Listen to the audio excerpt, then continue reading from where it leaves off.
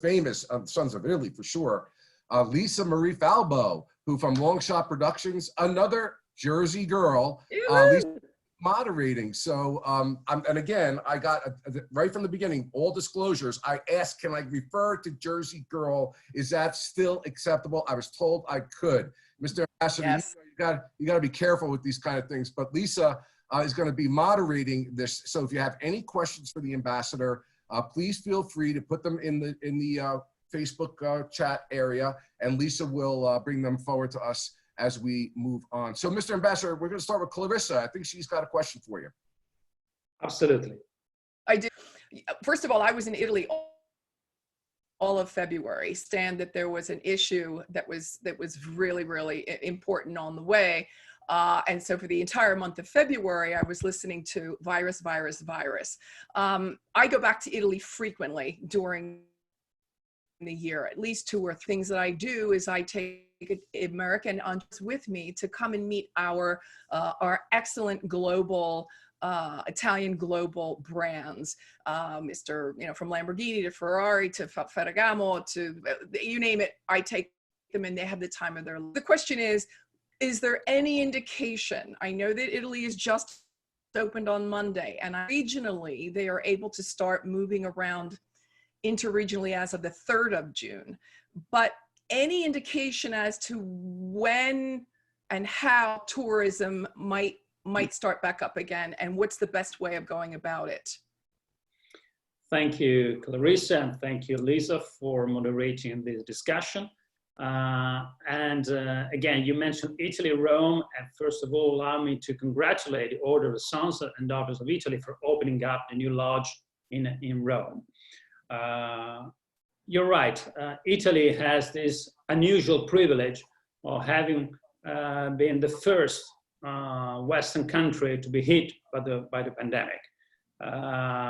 You're right, back in February, Italy started to focus on this new phenomenon never experienced before. So we didn't have any literature, we didn't have any procedure. So in a way, we have been forced to serve as a trailblazer for all our countries, for all our democracies. This has to do with both with health treatment, with the concern of preserving public safety, public health. At the same time, not less important, the need to focus on the first responders. And the first responders are not only medical doctors, nurses, but I would say the citizens, our communities, because we imposed very heavy measures on our communities, shutting down businesses and forcing people to stay home, asking people to comply with very tight measures. Because we have been so strict, because we have been so diligent, the conditions now are there for reopening the country. And as of Monday, according to a decision taken by the national government, we have been able to opening up all major activities, major businesses, allowing people to move outside their own quarters and allowing people to get back to their activities, but still applying very tight measures, social distancing, precautions. So if there is a balance there, and I think that we are all aware in Italy that what we are doing now will serve as an example to many other countries, including the United States. Now, Mr. Ambassador, just taking up on that, I actually had a question somebody wanted me to ask, but I'm going to go on what you just said. Could you describe the similarities or differences in how the Italian government or people are handling the COVID situation as opposed to what you see in the United States? Are there differences? Actually, I cannot see many differences. We are living the same set of problems, which are natural in our democracies, because we are open societies. It is not like in other parts of the world where someone in power decides how to dictate people's life and behavior. We always have to ask people to understand, comply, and be reasonable. So it is a process. At the same time, in Italy, we are not a federal state like the US, but still we have different layers of responsibility between the national government and the regions. Not that much different what we have here between the federal level and the state level. So there is a need to comply with the different layers of decision making. And this creates some differences. Sometimes what you have in one part of the country is not exactly the same what you can experience in other part of the country. But in the end, this has been considered in Italy a national emergency. So even if we had differences in numbers of both affected people and unfortunately death between some areas of the north and the south, we decided to adopt national measures that were also intended to avoid the spreading of the virus. So as you can see, also because, as I said, Italy came first, I was very, very interested in following the process here, and what is happening in this country, I can say, is very similar to what we experience, not just in Italy, but also in other European countries. Clarissa. You know, when we go through something as horrible as a pandemic as we have been going, I would like to think that there are also some good things that may come from it. And one of the things that I've been able to... Italy, but in also... Can you hear me? Yeah, we can hear you. Sorry about that. Yeah, I was getting some feedback. One of the things that you know, I was saying, you know, some good does come from some of the horrible pandemic that we've gone through. And as I'm speaking to some of my friends, one of those things I think is that everyone is really enjoying, as we had talked about before, you're coming back from Venice. Some of the dolphins were coming back in. People are enjoying smart working. People aren't using cars as much. There's more bike riding that we can look forward to. And someone said to me, I can't even believe I'm just going to be so happy to be able to get back and just go down to the corner cafe and have a coffee with a friend of mine. Something as simple and as easy as that. I think that this is the sentiment of most Italians at this point, now that they've opened up on Monday, is just the grand piacere, the pleasure to be able to see each other again and give each other a hug. What are you getting back from some of your friends there? You're right, Clarissa. If I think about the lifelong learning, this is the case, because what we have been experiencing through this very, very long weeks has been, you know, a way to refocus on what really matters the most. Yeah. First and foremost, family, because all of us, both here and in Italy, we had the opportunity to spend more time with our families, working from home, sharing more time that we were accustomed to do with our children, and understanding that probably going too fast and running too fast was something that came to a price. So we had to reconsider, in a way, priorities and focus that in the future we should try to bring with us something that we have learned through this very long, painful, and in many cases, tragic weeks. I think that it would be a terrible mistake not to learn from what we have gone through and pretending that things can get back to normal. History never flows in a direct line. History takes some turns. You have to stop. And maybe a very famous Latin sentence come to my mind: festina lente, run slowly. So in a way, you have to run, but you have to take time to think and to appreciate what you have, because nothing is given for granted. And I think that this is the most important lesson that we should learn. Let me just finish by saying, I think that I was so heartened, Ambassador, when I first saw, and I was following every day the newspapers to learn what was really happening in Italy. because I was obviously concerned, very concerned about my Italian compatriots. But when I started to see the spirit that I know so well of the Italian people and all of the singing and all of the music on some of the most beautiful balconies in Italy, I knew just then, I knew everything was going to be okay. And we're going to, you know, the Italians are going to, they're going to be Italian and we're going to be just fine on the other side. You're right. This sense of community, which is part of our DNA, the very architecture of our cities that have at the center La Piazza, it's open space where people get together, mingle, exchange views, ideas, and sometimes they dispute, of course, as it is in our nature, but drink a coffee or sip a glass of wine. This, I think, was confirmed to be true these days. And within our own quarters, from our own balconies, from our own windows, we wanted to reaching out to other people and shout loud and clear, here we are. We are part of a community. We are all living under the same sky. We have to go through this together.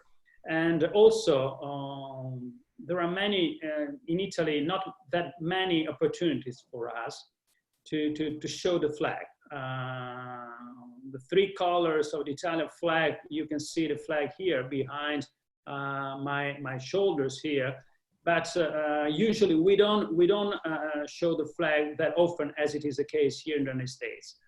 But displaying the colors of our national unity, I think this has been very important because this gave people strength, determination, and a sense of purpose. And this is a moment when a community decides that only by being together and shouldering together the challenge and also rallying behind those who work and take risks for a community, like the first responders, the medical doctors, nurses, those who were able to keep open the essential business activities. I think this has been very important, and this has always been also a reason why we are going through this. Mr. Ambassador, I want to ask you something that people have been asking me to ask you. Can you describe your role as an ambassador? You're obviously a brilliant man and very articulate. How many languages do you speak? And can you tell us what your role is in the United States? What your mission is, what your day looks like? Well, my daily activity is in a way to serve as a natural bridge between our two countries, serving our great community here in the United States, both those who hold an Italian passport, but also the many millions of Americans who proud themselves of naming themselves Italians. So the Italian-American community. Working with the administration, with Congress, with the leadership here in Washington, but also throughout the country, promoting business, cultural activities. But in this case, in these weeks, I think our focus has been to assist our nationals. We managed to repatriate thousands of Italians who were stranded here, who had to get back to Italy, including the many hundreds of young students who are here in the United States. And we made sure that they could get back safely to their families in Italy. And, you know, in this case, in these strange and unusual times, we got back to the very essence of our profession. And I call it a profession because I'm a professional diplomat. I'm not a political appointee. I represent here the institutions of Italy, the President of Italy, and the larger community of Italy. It's been to really get back to a moment when we really have to serve a broader community, not just working here in Washington in a sort of bubble that is sometimes detached from reality. But I think that taking care of people's needs I think has been particularly important, and for me and my colleagues and my staff at the embassy, very rewarding. Before, Mr. Ambassador, we get back to Clarissa, I know Lisa, who often hosts these live seminars and live webinars. Lisa, you have any questions? Yes, we have many questions for the ambassador. Mark D'Annunzio asks, what can the United States do to help Italy in this time of need? I want to take the opportunity to express again my appreciation, thanks to the administration. A decision was taken a few weeks ago when really Italy was in dire need of essential equipment materials to come to rescue and assist with a full package of $100 million in equipment, materials, assistance. This has been very important, both for the kind of support we received, but also in a broader sense, because as we know, the relationship between Italy and the United States is so deep, so sentimental. In so many difficult times in our history, we always could rely on the friendship and support of America. Under these circumstances, that's been very important, and this produced a tremendous effect in my country, confirming that again, America is there to help and to support. I think that also beyond that, I received so many letters, phone calls, expressing support, solidarity on the part of the broader community. And again, we came up with the idea that Italy enjoys a very special place on the world map. This tiny country of 60 million people in the middle of the Mediterranean has such a great and evocative power, a tremendous soft power. Whatever happens in Italy is always perceived and read with such a great interest, attention, and participation. Again, this was the case this time, also because, as I was saying, we had been the first to be so severely hit. So this solidarity that, again, was shown this time came to a great comfort to Italy. Excellent, excellent. How about you, Clarissa? Another question? Well, I just want to let the ambassador know that he's not the only one that can sit with a couple of different flags behind him when he works. Okay, I'm just saying, this is kind of how we roll around here, just letting you know. Okay, well, it's a very clear, or I wouldn't be me if I wasn't being just a little silly. But the question that I had was that there's been a lot of talk about vaccine and moving forward with vaccines here in the United States, and there's a little bit of still, it's not really clear how that's going to go. Is there any clarity about what might happen moving forward with vaccines in Italy? We're working in Italy, but also we are partnering with the international community, also here in the United States. Yesterday, I was taking part in one of these webinars with our community in Boston, Massachusetts. And taking part to the discussion was a renowned Italian scientist, a medical doctor working research in Cambridge at the Harvard School of Medicine. And we are talking about vaccines. Italian scientists and researchers are working with their American colleagues to develop vaccine. But we all know that this will take time because even if I think there is this time such a great pressure, determination, all the energy has been displayed, as always, science needs time. We hope that this will come as soon as possible, because as we have now understood, because many of us have become a sort of experts now of virus and this kind of pandemic, being forced to read so much or listening so many informations. Only a vaccine will allow us to get out of this nightmare. This will be the only opportunity for us to finally put this virus behind our shoulders. This time is different because in the past, very rarely the international community managed to deploy such a great energy and efforts to uncover a new vaccine. This time is different. So I think that we are confident that merging our brightest minds, we're able to get there. The news we are receiving, I think, are important, encouraging. There are good signs, and I think that this will be important, both for the United States and for Italy. Excellent, excellent. Hey, Lisa, do we have any more questions? Yes, we do. We have one more question coming in from the Lodge of Cincinnati. The ambassador was bestowed the award of Knight of the Grand Cross, which is the highest Italian award. Can you tell us what that award means and what the qualifications are to earn it? This comes from, the Middle Ages, when kings used to award the brightest, in those cases, men. Today we would say persons, of course, with honors. The President of the Republic in Italy is the chairman of this great order that acknowledges persons that deserves appreciation for their accomplishment in civil life, for their professional activities, intellectual qualities, for their business successes.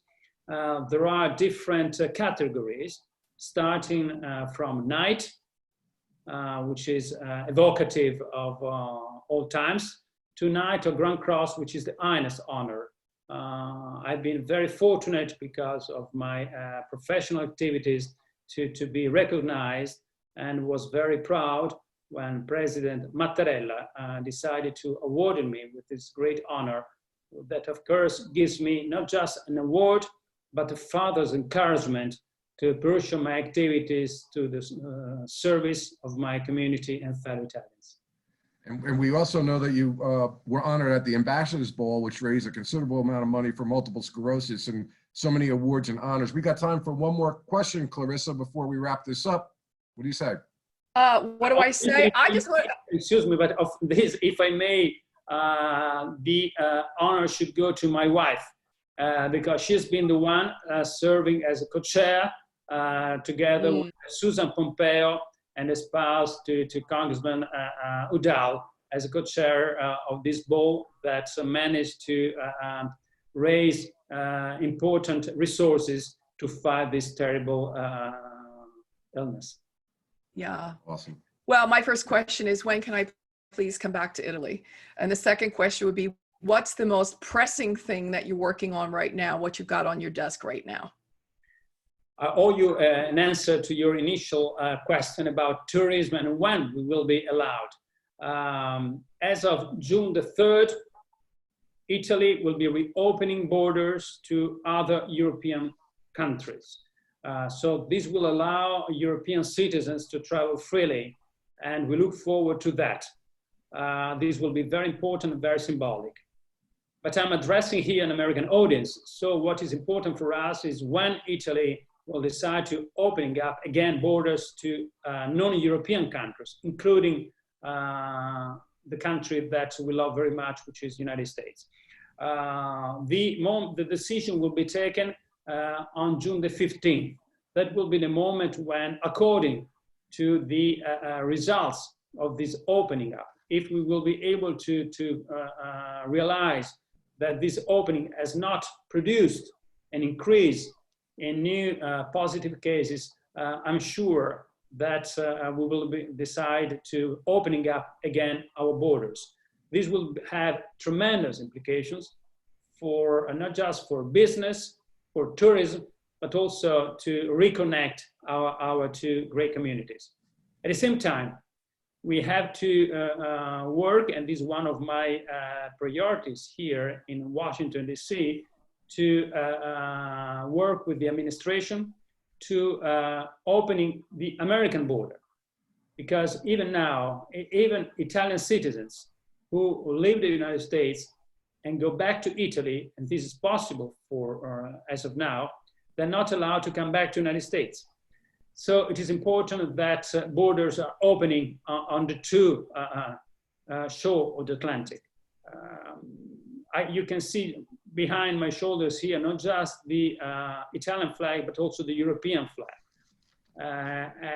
This gives me the opportunity to stress again that the transatlantic relation, the relations between Europe and the United States is absolutely crucial, now more than ever.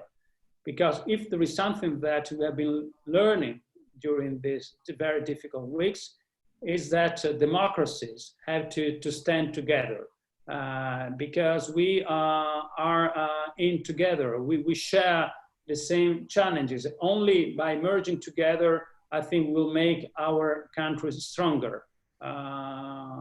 There are countries who are not like us. They operate according to different rules, different procedures. And we can see even these days, we don't want to give up. We don't want to renounce to our rights, to our liberties, to our values. We cannot allow the virus to take this out of us. So that's why it is even more important that Europe and the United States are together. Mr. Ambassador, amazing. It's such an honor, and we're very proud of the work that you do on behalf of the Italian citizens over here in the United States, and for all the time that you've given us.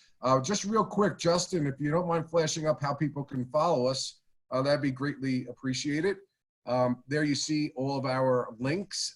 Please join. You can even join as an at-large member if you go to OSDIA.org, and you can follow us on Twitter, Facebook, Instagram, YouTube. We're all over. And Lisa Marie, and Clarissa, thank you. Lisa Marie. Thank you, Bob. Thank you. Tell us, what do we have coming up next week for Order Sons and Daughters of Italy and Interviews Live, as we're calling it? Yes, we're very excited about our next episode. We have comedian John D. Domenico. And Ambassador, if you haven't seen his impressions yet, Google him. He will have you laughing on the floor. Well, listen, it's not fair after me to have such a great comedian. He will be much more fun. Oh, you were a lot of fun. Very much. I like him very much. Excellent. Thank you to you, to Clarissa and Bob, and to all our friends who have been so kind to be part of this meeting. Really, I wish you well, and I think that your presence here and your supporting of the friendship between Italy and the United States is so rewarding and makes me so proud. So thank you very much. Thank you, sir. Thank you, Mr. Ambassador. That ends this episode. Thank you. What a great guest. Come back next week so you can see the comedian. And we will have this on Facebook. We would love if you would like it and share it with your friends so you can see all the amazing guests we have with this organization. It really does so much for charities. It does so much for the Italian Americans that want to be a part of something with the Italian culture. We have so much great stuff out there. Check it out. We'll see you next week. Ciao.